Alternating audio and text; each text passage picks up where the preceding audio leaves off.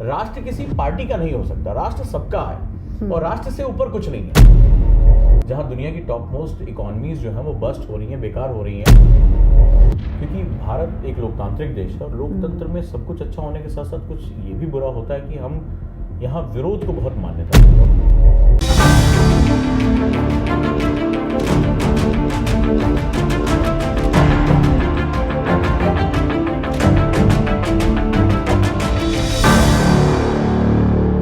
G20 की शुरुआत के साथ ही भारत को दुनिया में अपनी ताकत दिखाने का मौका मिल गया है। देश के करीब 50 शहरों में 200 से ज़्यादा G20 की बैठकें होने जा रही है। उनमें से पहली बैठक राजस्थान के उदयपुर में हो रही है, जहां पर करीब 29 देशों के 43 शेरपा और देश के प्रतिनिधि पहुंचे हैं और वहां पर उनका साफा और पगड़ियों के साथ जोरदार स्वागत हो रहा है। यानी कि भारत के रंग में G20 के देश रंग रहे हैं। G20 वो देश जिनकी अर्थव्यवस्थाओं का दुनिया के देशों में अहम रोल होता है और आज इसी मुद्दे पर हम बातचीत करेंगे व्यू पॉइंट में। नमस्कार दोस्तों, मैं इंदु हाड़ा और आप देख रहे हैं हमारा स्पेशल प्रोग्राम व्यू पॉइंट। और आप जानते हैं कि व्यू पॉइंट में हम आपके लिए लेकर आते हैं अपने गाइड ओजांग सर को। सर, आपका बहुत बहुत स्वागत है। धन्यवाद आप सभी का। सर, एक तरफ G20 देश जो कि दुनिया की अर्थव्यवस्था में बहुत ही अहम योगदान अपना रखते हैं, अर्थव्यवस्था को मजबूत बनाते हैं, उसकी शुरुआत हमारे देश में हो चुकी है और कहा जा रहा है कि 50 शहरों में 200 बैठकों का आयोजन होगा।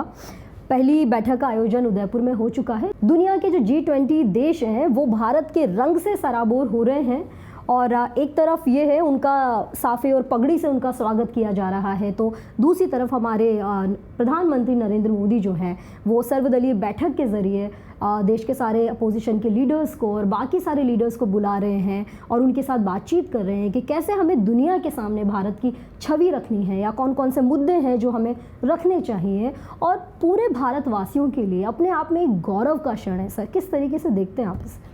बिल्कुल, ये बहुत ही इम्पोर्टेंट रहा है। भारत पहली बार G20 की अध्यक्षता कर रहा है और ये सभी देशवासियों के लिए बहुत ही गौरव का क्षण है। शेरपा का कॉन्सेप्ट है कि देश में एक प्रतिनिधि उसको लीड करता है। जैसे हमारे अमिताभ कांत साहब सीनियर मोस्ट IAS ऑफिसर रह चुके हैं, इससे पहले उन्होंने नीति आयोग CEO का काम संभाला और भारत में वो शेरपा हैं। और दुनिया भर के जब प्रतिनिधि इसमें आ रहे हैं, खासतौर पे G20 की बात करें तो विकासशील और विकसित देशों का एक मंच है, उसके प्रतिनिधि आते हैं और देश को समझते हैं। भारत भी अपनी छवि को करता है। ये जो सारी कवायद हो रही है, जो सारी प्रैक्टिस हो रही है, वो बेसिकली ब्रांड मेकिंग प्रैक्टिस है। एक्चुअली आज की जो दुनिया है, जो ग्लोबलाइज वर्ल्ड है, उसको हमें समझना पड़ेगा। आज ब्रांड बिकता है। आज जिसके बारे में बातचीत हो रही है, आप खुद को कैसा दिखाते हैं, ये बहुत जरूरी है। जो दिखता है वो बिकता है और भारत भी उस आर्थिक दौड़ का एक हिस्सा है जिसको कोई मना नहीं कर सकता। और भारत बहुत तेजी से आगे बढ़ रहा है। आज जहां दुनिया की टॉप मोस्ट इकोनॉमीज जो है वो बस्ट हो रही हैं, बेकार हो रही हैं, वहां भारत अपनी जो है छलांगे मारता निकल के आ रहा है और बहुत जल्दी भारत वो स्पीड पकड़ लेगा 20-25 सालों के अंदर जो उसको विकसित राष्ट्र की तरफ लेकर जा सकती है। अब ये जरूरी है कि ब्रांड इंडिया, यहाँ मैं बात कर रहा हूँ ब्रांड इंडिया की, और जब मैं ब्रांड इंडिया की बात करता हूँ तो भारत का सिर्फ आर्थिक नहीं, भारत की आर्थिक, राजनीतिक, सामाजिक, सांस्कृतिक, इन सभी इकाइयों को एक ब्रांड के रूप में दुनिया को प्रस्तुत करना है। अब जैसे फॉर एग्जांपल कि आखिर ये सारी कवायद हम क्यों कर रहे हैं, ये देशों में बुलाना, फिर वहाँ टूरिज्म को बढ़ावा दें। देखो क्या है कि भारत के पास टूरिज्म की बहुत पोटेंशियल है। G20 पूरी दुनिया की 75%, एक तिहाई अगर हम बात करें तो पॉपुलेशन को अपने साथ रखता है। अगर भारत के सांस्कृतिक धरोहर के बारे में उन्हें बता पाता है तो एक साथ ब्रांडिंग करने का इससे बेस्ट कोई तरीका नहीं हो सकता।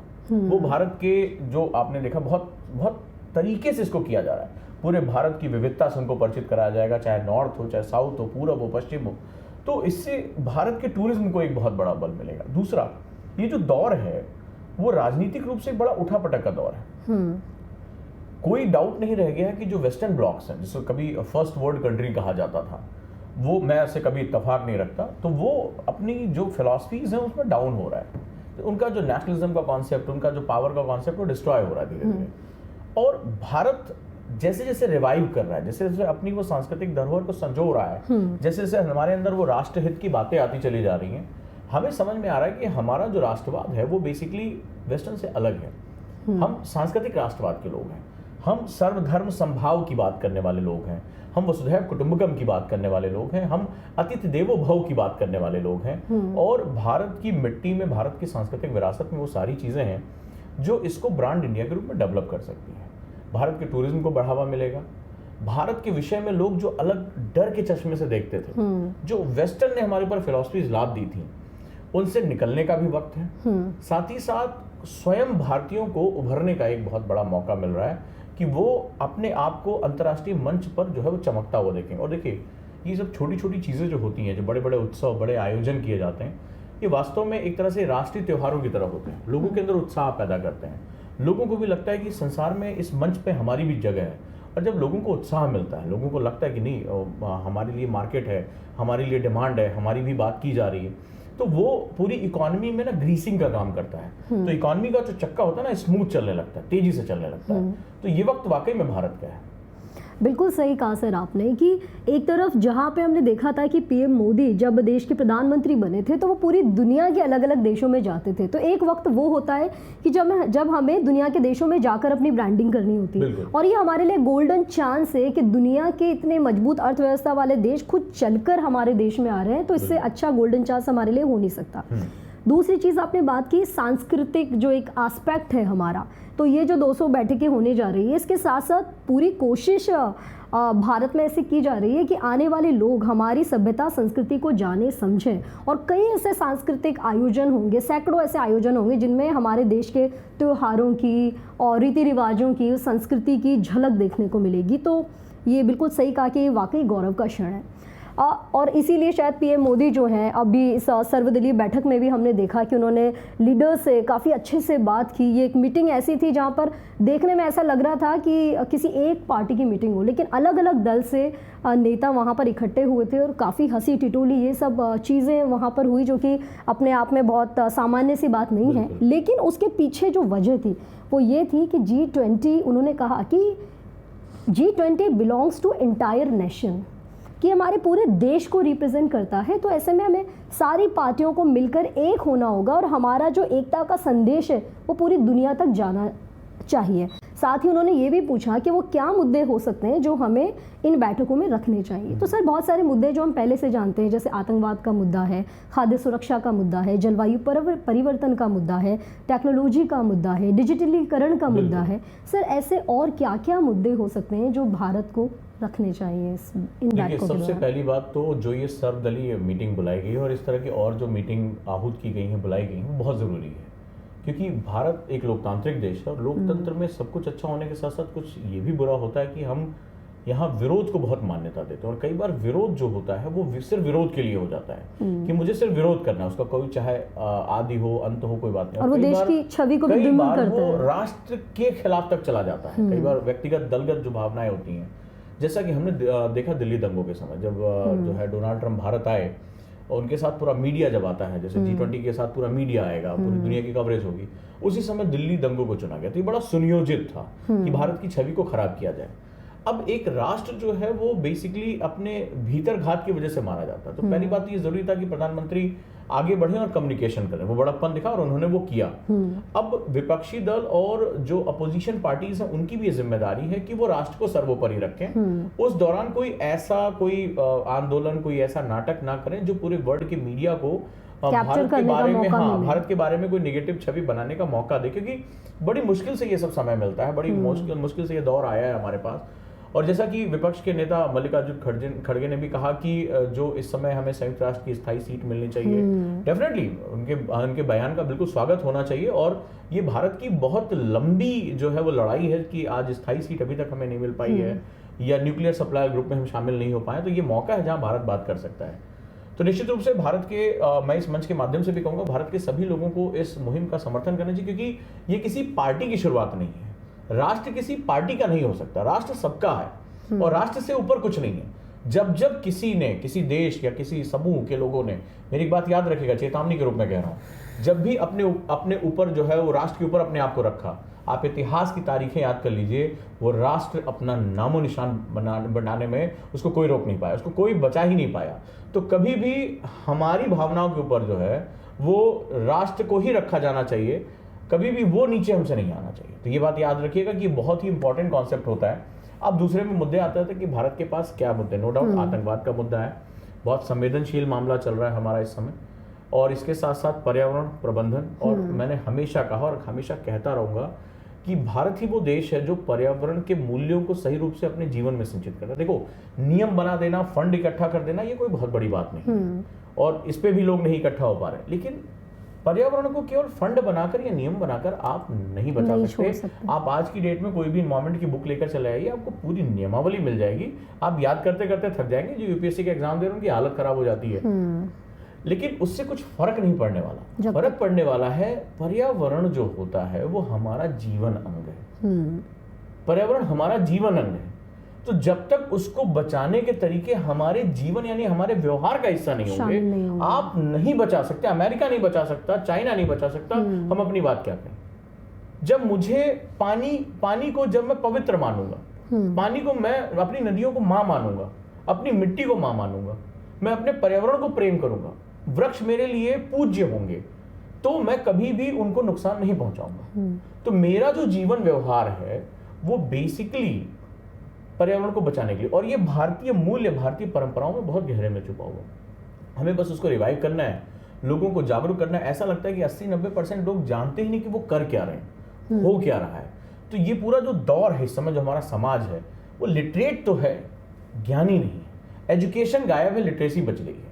तो जब एजुकेट होना शुरू हो जाएंगे कि हम क्या कर रहे हैं, हम कहाँ हैं, हम किस जगह हैं, तो वो चीज़ें अपने आप सुधर जाएंगी। एक और बड़ी चीज़ है जो G20 को बहुत ध्यान देना चाहिए, व्यापार नियमों को लेकर इसमें बहुत बात होगी। और भारत के बहुत से ऐसे हित हैं जो इन विकसित देशों के कारण जो है प्रभावशाली हो रहे हैं। जैसे बहुत से ट्रेड एग्रीमेंट्स हो गए, टैरिफ पॉलिसीज की बात हो रही है, एंटी डंपिंग की बात हो रही है, उस पर भारत को अपनी बात रखनी चाहिए। और जो सबसे बड़ी चीज़ इधर धीरे धीरे प्रॉक्सी वॉर का एक रूप लेता चला जा रहा है, वो है ड्रग्स का मुद्दा।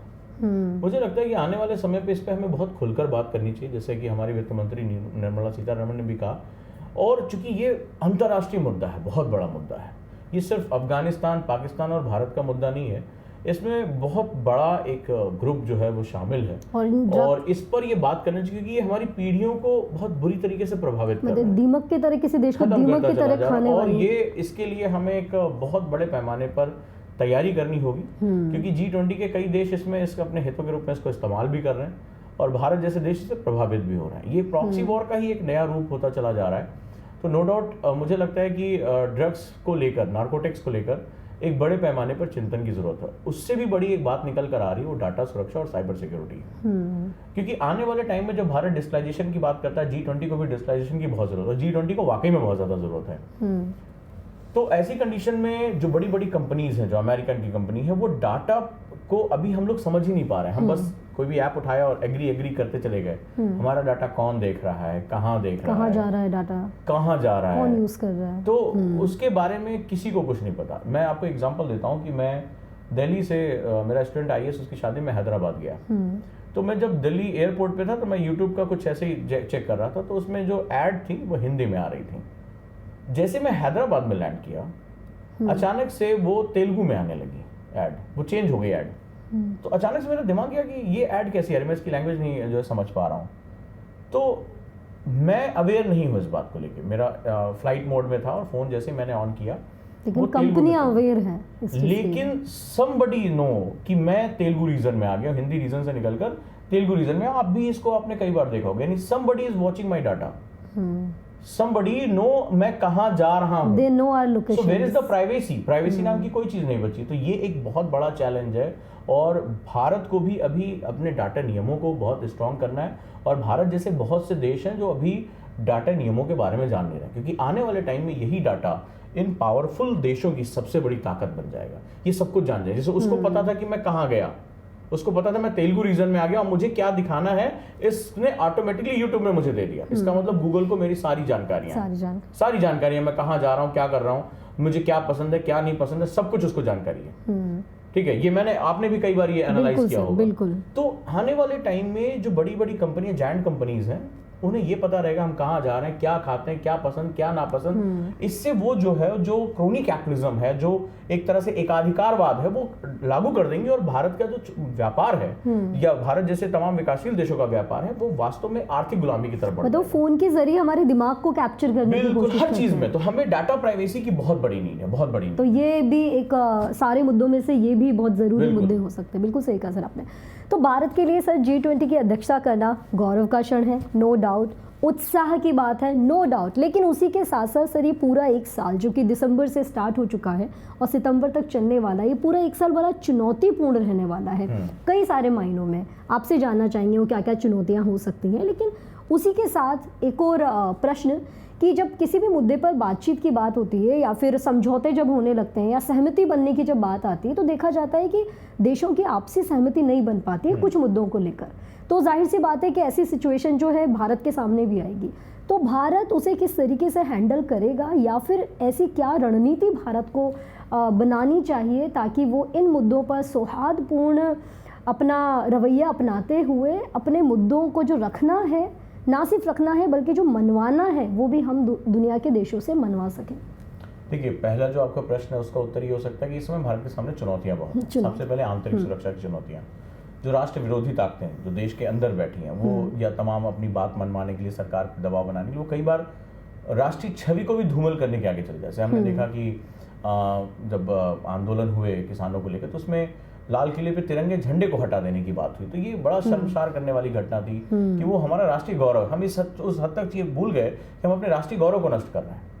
हम इतना मतांध हो गए थे। यहाँ पर भी वही चीज़ है कि सबसे पहले वो आंतरिक शक्तियों को हमें समझना पड़ेगा, किसी से बातचीत करके, किसी को समझाकर, किसी को दबाकर, हमें साम दाम दंड भेद सभी तरीके से उसको देखना पड़ेगा। लेकिन एक चुनौती बाहर बैठी हुई है, वो जो भारत को उभरते हुए नहीं देखना चाहते। वो भारत के पड़ोसी देश हो सकते हैं, दूर बैठे हुए देश हो सकते हैं। जैसे अभी आपने देखा होगा लगातार कतर में कुछ ऐसी एक्टिविटीज़ हो रही हैं कि कतर, तुर्की, ये सब जो है वो भारत के खिलाफ उन्होंने अपना एक अड्डा बना लिया है कि वो भारत के खिलाफ ही कुछ ना कुछ करने की कोशिश कर रहे हैं। तो हमें इनके साथ भी बात करनी होगी, चाहे डायरेक्टली बात करें, चाहे दबाव के साथ बात करें, थर्ड पार्टी से बात करें, क्योंकि ये जो समय है हमारे लिए बहुत इंपॉर्टेंट है।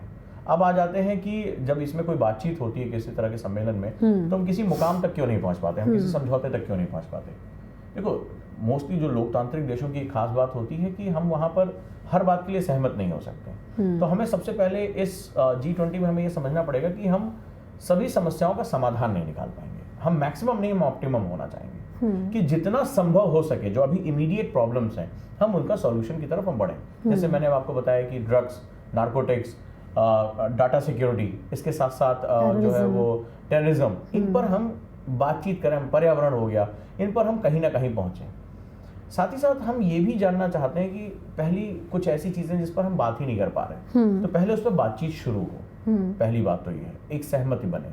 हम ये नहीं कहेंगे कि इसी G20 में ही हम कुछ चमत्कार करके दिखा देंगे, लेकिन हाँ, अगर भारत अपने मूल्यों के बारे में बात करता है, भारत अपनी अहिंसा के सिद्धांतों के बारे में बात करता है, अगर वो सर्वजन हिताय, सर्वजन सुखाय की बात करता है, तो निश्चित रूप से जब हम सर्व की बात करते हैं, तो भारतीय सांस्कृतिक मूल्यों में ये बात है कि हम सभी को अपने साथ लेकर चलना चाहते हैं। तो इतना तो तय है कि कई मुद्दों पर हम कोई ना कोई रास्ता निकाल सकते हैं। जैसे हम मुझे बहुत उम्मीद है कि पर्यावरण के मुद्दों पे हम बहुत अच्छी बात कर सकते हैं, विकासशील देशों के हितों की बात कर सकते हैं, जो व्यापार के नियम केवल विकसित देशों की तरफ हैं, वो हम विकासशील देशों की तरफ लेकर आ सकते हैं। हम अपनी आबादी की जो ताकत है, खासतौर पर जो यूथ आबादी की पावर है, उसको हम दुनिया को बता सकते हैं। ये हमारे लिए बहुत इंपॉर्टेंट है। ड्रग्स पर हम बहुत ज़्यादा बात कर सकते हैं। तो इन सब ऐसी चीज़ों पे है जहाँ पर हम लोगों के सामने अपनी राय रख सकते हैं। और निश्चित रूप से आज भारत जो है वो अपनी राय को बड़े ध्यान से रख रहा है, और सबसे बड़ी बात है दुनिया सुन रही है, दुनिया समझ रही, और दुनिया को भी ये पता है कि भारत के जो सैद्धांतिक मूल्य हैं वो एक्चुअली में सभी के हित में है। और यही कारण है कि बहुत कम समय में पूरी दुनिया के देश जो हैं वो भारत के साथ लामबंद होते चले जा रहे हैं, भारत की सॉफ्ट पावर को समझ रहे हैं। चाहे वो योग की बात हो, चाहे वो इंटरनेशनल सोलर अलायंस की बात हो, चाहे वन वर्ल्ड और वन फैमिली की बात हो, ये जो हमारी सेगमेंट है, चाहे वो वैक्सीन की बात हो, हेल्थ की बात हो, भारत अपनी कथनी और करनी में अंतर नहीं कर रहा है। और इसीलिए दुनिया के देश विश्वास कर रहे हैं। वो डर से विश्वास नहीं कर रहे हैं, वो सद्भावना से विश्वास कर रहे हैं, वो भाईचारे से विश्वास कर रहे हैं। हमें इसी विश्वास को बढ़ाए रखना है, और निश्चित रूप से इसमें हम कई सॉल्यूशन निकाल सकते हैं। बिल्कुल सही कहा सर आपने। और जिस तरीके से कोविड से भारत ने निपटने का जो प्रयास किया है वो भी वाकई काबिले तारीफ़ है। और उसके बाद से ही जो है दुनिया के कई देश हैं उनकी निगाहें जो है पूरी तरीके से भारत पर टिकी हुई है। और अब G20 का भी जो ये गौरवमयी क्षण है इसको लेकर भी पूरे दुनिया की जो निगाहें हैं वो भारत पर टिकी है। तो ऐसे में भारत के सामने ये सिर्फ उत्साह का और गौरव का ही मौका नहीं बल्कि एक चुनौती का भी मौका है। और साथ ही में मौका है जब भारत अपने 75 सालों के विकास को और 75 सालों की प्रगति को दुनिया के देशों के सामने रख सके। उम्मीद करते हैं आपको हमारा व्यू पॉइंट ज़रूर पसंद आया होगा। कौन सा पॉइंट आपको सबसे ज़्यादा पसंद आया, G20 के बारे में आपकी क्या राय है, हमें कमेंट बॉक्स में लिखकर ज़रूर बताइएगा। सर आपका बहुत बहुत धन्यवाद। आप सभी का बहुत बहुत धन्यवाद। और आखिरी में मैं आप लोगों को एक और सूचना देना चाहूँगा कि जो 99 रुपीज़ का GS CSAT का बैच था उसमें हम 99 रुपीज़ में इंग्लिश का भी बैच लेकर आए हैं। लेकिन ये सभी जो है वो केवल 20 दिसंबर तक वैलिड है। तो जो स्टूडेंट अभी इसके साथ नहीं जुड़े हैं वो जुड़ जाएँ। जो ओजांक एडू ऐप पे थे वो Ojaank any time learning app पर ट्रांसफ़र हो जाएँ और क्लास स्मूथली चल रही है उसका हिस्सा बने और साथ साथ आगे बढ़ें। तो दोस्तों दिए गए नंबर पे आप लोग कॉल भी कर सकते हैं और जानकारियाँ भी आप प्राप्त कर सकते हैं। सर आपका बहुत बहुत धन्यवाद।